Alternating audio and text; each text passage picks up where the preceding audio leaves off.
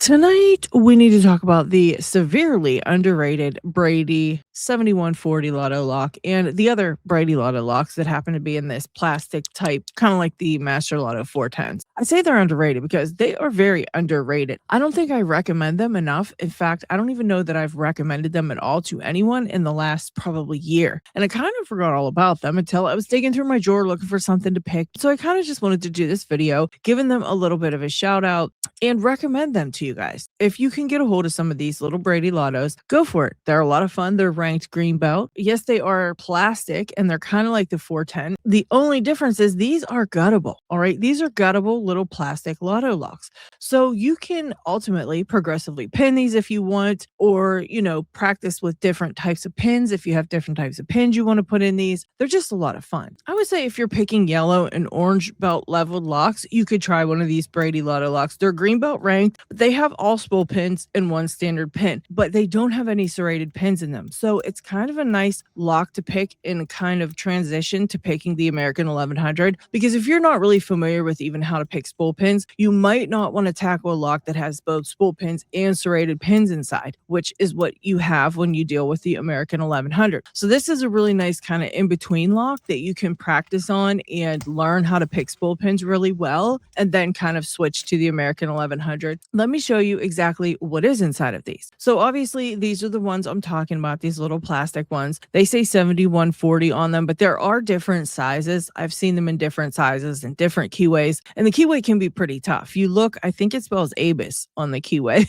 So it's very choppy. It kind of takes it up a notch in difficulty because of that little choppy keyway there. Even though it's wide open, those little choppy parts really get on your nerves. But anyways, there's all spool pins in there and one standard pin. As you can see, even though they're the plastic Lotto lock bodies, they're fully guttable, which makes them pretty cool. Don't forget to hit that thumbs up. It does help the video get seen by more people. And of course, I'm sure you like this video and find it helpful, and it's free if you hit the like button. So we're just going to sit here and wait until you hit it, and then we'll get back to the video. Oh my God, you're really holding shit up, ain't you? You really want to play, don't you? I cannot believe you right now. Whatever. All right, back to the video. But these ones do seem a little tad easier than the Master Lotto 410s. I think they're all ranked at green belt though, but they are a lot of fun. So go check them out. I'll leave a link in the description to wherever I find them. Anyways, give them a try and let me know what you think. And if you have picked them before, let me know what you think down in the comment section. Don't forget, I said not to get the aluminum body ones. Those ones really suck and they are very stupid.